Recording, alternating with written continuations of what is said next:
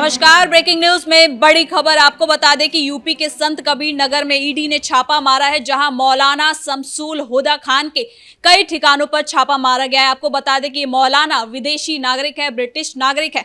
उसके बाद भी ये यूपी सरकार से सैलरी लेता था, यानी कि ये वहां पर रहकर भी यहाँ के शिक्षक, मदरसे का शिक्षक होने का दावा करते थे। उसके बाद यहाँ से वो पैसे लेते थे और रिटायरमेंट के बाद भी वो अपनी सैलरी लेते थे। तो इसी मामले में ज्यादा अपडेट के साथ मेरे साथ मौजूद है कैपिटल टीवी के एग्जीक्यूटिव एडिटर राजीव सिंह जी। तो सर, क्या है ये पूरा मामला? देखिए, ये इतना बड़ा घपलाबाज ये मदरसा शिक्षक है। 84 में वैकेंसी निकलती है उत्तर प्रदेश में और वो मदरसा शिक्षक बन जाता है। और उसके बाद 2013 में तक वो पैसा उठा रहा है, मतलब 13 के 2017 तक उठा रहा है। 13 में वो ब्रिटिश नागरिकता ले लेता है, मतलब वो ब्रिटिश नागरिक बन जाता है। और 2017 तक वो सैलरी लेता है। मतलब जैसे ही योगी जी की एंट्री होती है उत्तर प्रदेश में, जैसे ही अखिलेश को भगाती है जनता, ये पैसा लेना इसके यहाँ से बंद हो जाता है। हालांकि उसके बाद भी पेंशन ये लेता है।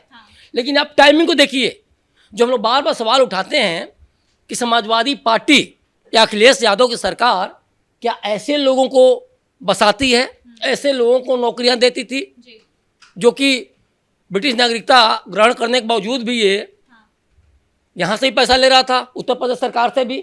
और क्या जनता की गाढ़ी कमाई इसी ऐसे जो भ्रष्ट, ऐसे जो मदरसे के जो शिक्षक हैं वैसे लोगों के लिए है? एक बड़ा सवाल है। क्योंकि देखिए, अभी जो उत्तर प्रदेश में योगी सरकार जो कड़ाई कर रही है, इसको लेके अखिलेश यादव बिफरे हुए हैं। सवाल मैं इसीलिए कर रहा हूँ। दूसरी बड़ी बात कि जिस तरीके से इसको लेके आ रहा है कि 5 करोड़ खाते हैं पाए गए हैं, 20 करोड़ का एनजीओ और पता नहीं क्या क्या फंड इधर से उधर किया है। संपत्तियां भी काफी ज्यादा पाई गई हैं, 17 से ज्यादा बताई जा रही है। अकूत संपत्तियां, मतलब मांग कर 30-40 करोड़ की संपत्तियां हैं इसकी, और 20 करोड़ के दस्तावेज और पता नहीं क्या क्या। मतलब आप समय कम पड़ जाएगा इसकी संपत्तियों के बारे में बताया जाए। सोचिए, एक मदरसा शिक्षक, और इसको जो पैसे आते थे ना इसके अकाउंट में, उसका भी कोई लेखा जोखा नहीं है। आप सोचिए, एक मदरसा शिक्षक कितना कमा सकता है? करोड़पति है ये, लंदन में रह रहा है, ब्रिटेन में। बताइए। तो ये तमाम जो सवाल उठते हैं इसीलिए उठते हैं। सवाल मुसलमान पे नहीं उठते हैं। सवाल जो मुसलमान अपना ईमान खराब करके कहीं ना कहीं राष्ट्रद्रोह करता है, कहीं ना कहीं आप सोचिए गवर्नमेंट के पैसे को, जो जनता के टैक्स के पैसे को गलत तरीके से उसका यूज करके आतंकी गतिविधियों से कमाता है या फिर क्रिमिनल एक्टिविटीज के थ्रू कमाता है, सवाल उस पर उठते हैं। भारत जब देश बना था तो एक धर्मनिरपेक्ष देश बना था। हर धर्म के लोग यहाँ हैं। इस बात को हर किसी को समझना चाहिए कि किसी को मुस्लिम से आपत्ति नहीं है, चाहे योगी जी हों, चाहे हेमंत बिस्वा शर्मा हो, चाहे मोदी जी हों। सबसे बड़ी दिक्कत है, चाहे किसी भी कौम का हो, अगर आतंकी गतिविधियों में वो संलग्न है, कनेक्टेड है, क्रिमिनल एक्टिविटीज करता है, मर्डर से पैसा हाथी आता है या फिरौती से हाथी आता है, तो सवाल उस पर उठेंगे। और उसी में इस मदरसे का शमसुल का नाम आया है। तो ये बड़ा सवाल है कि आखिर ये कैसे, क्या अखिलेश यादव की सरकार ने जानबूझकर इसको रिकॉर्ड किया था? एक बड़ा सवाल ये है। दूसरी बात कि जो बार बार ये बात उठती है रोहिंग्याओं या बांग्लादेशियों को लेकर, या फिर अवैध रूप से यहाँ रह रहे मुसलमानों को लेकर, कि 2027 में ये लोग वोट देंगे क्या इन लोगों के फेवर में? आखिर ऐसे लोगों को क्यों बसाया जाता है? क्योंकि ये बात बार बार उठती है कि पहले वैसे लोगों को बुलाया जाता है, उसके बाद एक अस्थायी कैंप लगाई जाती है, वहाँ इनको कुछ महीनों तक रखा जाता है ताकि सीधे से कॉलोनियों में लेकर अब जाएंगी, या लोगों के बीच में कहीं राशन वगैरह लेन देन तो वो सब निगाह में आ जाएंगे। दूर दराज झुग्गी झोपड़ी में जो कैंप वगैरह लगा के कहीं भी आसपास रखा जाता है। उसके बाद धीरे धीरे कुछ भ्रष्ट अधिकारियों द्वारा इनका वोटर ID कार्ड, आधार कार्ड, पैन कार्ड या कोई भी पहचान पत्र वाला इस तरह का इंडिया का नागरिक है, उत्तर प्रदेश नागरिक है, बनवाया जाता है। और उसके बाद धीरे से ये कॉलोनी में शिफ्ट हो जाते हैं। और यही लोग हैं जो कुछ नेता अगर ऐसे हैं जिस पर लोग बिफर रहे हैं, तो जाकर ब्लॉक उठ के, मतलब एक ब्लॉक उठा तो उसमें कम से कम 200 लोग हैं, जाके पर्टिकुलर किसी खास पार्टी को वोट देते हैं।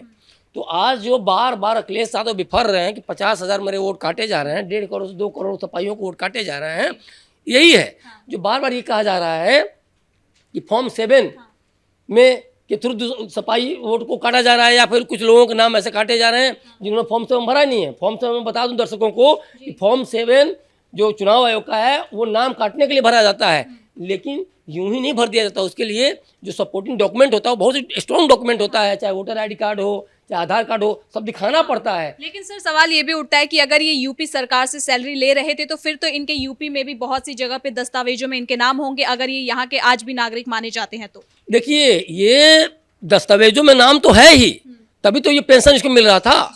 अब वो इसीलिए तो जो गवर्नमेंट ऑफ यूपी जो है, योगी सरकार जो है कार्रवाई कर रहे हैं। आज ईडी का इतना बड़ा छापा क्यों पड़ रहा है?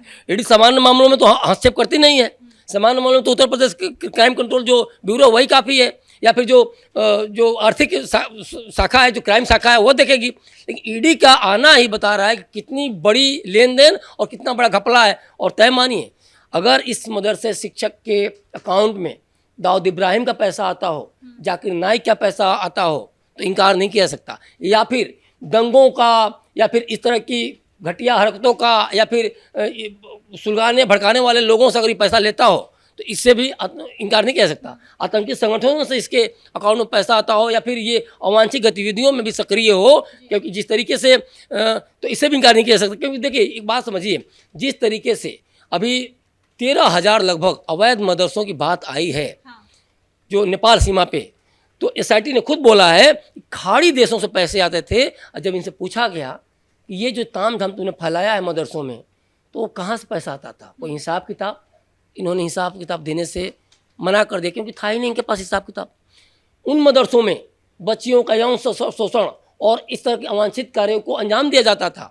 तो मैं वही पूछ रहा हूँ कि ये भी तो एक मदरसा शिक्षक था, ठीक था, ये वैध मदरसे में था, लेकिन क्या इसकी एक्टिविटी भी वैध थी या इसकी एक्टिविटी अवैध थी? सिंपल सी बात है। करोड़ों सर, जांच इसलिए भी हो रही है क्योंकि इनकी जो गतिविधियां पाई गई हैं वो थोड़ी सी संदिग्ध पाई गई हैं, और साथ ही साथ इनके बैंक अकाउंट में करोड़ों का लेन देन भी सामने आया है, जिसके बाद पाकिस्तानी लिंक भी अब उसके कनेक्शन को खंगाला जा रहा है। थोड़ी सी नहीं, पहले तो इसको बहुत इज्जत से नवाजने की जरूरत नहीं है। ये इसको बहुत इज्जत देने की जरूरत नहीं है, क्योंकि अगर देश के प्रति, उत्तर प्रदेश के प्रति अगर वो एक तरह से अत्याचारी है या फिर आरोपी है, और ये यहाँ से भाग के वहाँ लंदन का नागरिक हो जा रहा है, ब्रिटेन का नागरिक हो जा रहा है, और उसके बाद भी यहाँ ये पैसे बना रहा है, पेंशन ले रहा है, तो ये तो कहा जाता है ये तो देशद्रोही है। तो इसलिए इसको बहुत इज्जत से बात करने की जरूरत नहीं है। लेकिन ये सबसे पहले कि अपराधी है उत्तर प्रदेश सरकार का, भारत सरकार का, क्योंकि तुम दूसरे देश की नागरिकता ले रहे हो, यहाँ से पेंशन उठा रहे हो, और ऊपर से तुम्हारा आय से कई मतलब लाखों करोड़ों गुना ज़्यादा संपत्ति मिल रही है तुमको तुम्हारे अकाउंट में। तो ये कितनी, अगर देखा जाए तो कितनी, मतलब तुम जिस तरह से पूरे मुसलमान जो कौम है उस पर कहीं ना कहीं सवाल खड़ा करते हो। आज तुम्हारे चलते ये कौम कहीं ना कहीं कुछ मामलों में, कुछ मैटर बदनाम हो जाता है, क्योंकि तुम जैसे मदरसा शिक्षक अगर तुम करोड़ों रुपया कर बना रहे हो, और ऊपर से कई संदिग्ध गतिविधियां जो तुम्हारे अकाउंट के थ्रू पता चल रही हैं, तो ये तो कहीं ना कहीं जो एक इकबाल है जो उसको कहीं ना कहीं ख़राब कर रहा है। तो ये देखिए 2027 की तैयारी के लिए जो कुछ किया गया था ना, या फिर उसके पहले भी जो कि नहीं हमारा जो कोर वोटर है मुसलमान है, अगर हम उसको तरजीह देंगे तो शायद हमें वोट देगा, तो ये होता भी रहा।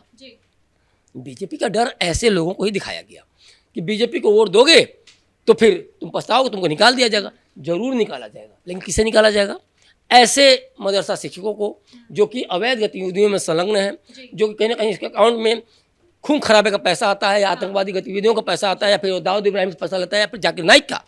बीजेपी वैसे लोगों के लिए रियली खतरनाक है जो कहीं ना कहीं देशद्रोह की श्रेणी में आते हैं, या जो देश के ऊपर हट के सोचते हैं, जिनके लिए देश मैटर नहीं करता है। और इसी का डर दिखा के, देखिए कुछ पार्टियां ऐसी हैं कि बीजेपी का डर नहीं दिखाती हैं, वो डर दिखाती हैं कि तुम गलत हो तो तुम वैसे भी तुमको निकाल दिया जाएगा, लेकिन तुम बांग्लादेश को चाहे रोहिंग्या हो, हम तुम्हें यहाँ से निकाल कर नहीं भेजेंगे, बस तुम्हें मुझे वोट देते रहना, हम तुमको उसके बदले बहुत सारे इजाफे देंगे, बहुत सारे फ़ायदे देंगे, बहुत सारी योजनाओं का फ़ायदा देंगे। आज जाकिर नाइक हो या फिर दाऊद इब्राहिम इस तरह के तरीके से और उनके आदर्शों पर चलने वाले भारत में रहेंगे तो इनको बीजेपी या कोई भी पार्टी बर्दाश्त नहीं करेगी। खासतौर पर वो जो कहीं कहीं राष्ट्रवाद के क्लेवर में कहीं अपने आप को रखती है, कहीं कहीं राष्ट्रवाद की सोचती है, कहीं कहीं ये सोचती है कि उत्तर प्रदेश सरकार वही बनाएगा जो उत्तर प्रदेश का नागरिक होगा, उत्तर प्रदेश की अमन चैन के लिए काम करेगा, कोई भी अवैध गतिविधियों को अंजाम नहीं देगा। लेकिन ऐसा मदरसा शिक्षक जो कि देखा जाए भ्रष्टाचार के पहाड़ पर बैठा हुआ है, ऐसे लोगों को उत्तर प्रदेश में कोई भी जगह नहीं है। और ये योगी सरकार ने खास तौर बता दिया है, मोदी सरकार ने उनकी ईडी के छापों द्वारा साफ साफ ये पता चल रहा है। बहुत बहुत धन्यवाद सर इन तमाम जानकारी के लिए। तो कुल मिलाकर मौलाना अब कहीं ना कहीं फंसते नजर आ रहे हैं। अब ये मनी लॉन्ड्रिंग मामले में भी इनका नाम शामिल आ रहा है, साथ ही साथ ब्रिटिश कनेक्शन जो वहां पे रहते हैं, उसके बाद भी यूपी सरकार से सैलरी लेते थे। अब इन सारी चीजों की ईडी जानकारी ले रही है। ब्रेकिंग न्यूज में इतना ही। कैमरा पर्सन कुणाल के साथ मैं सृष्टि शाह।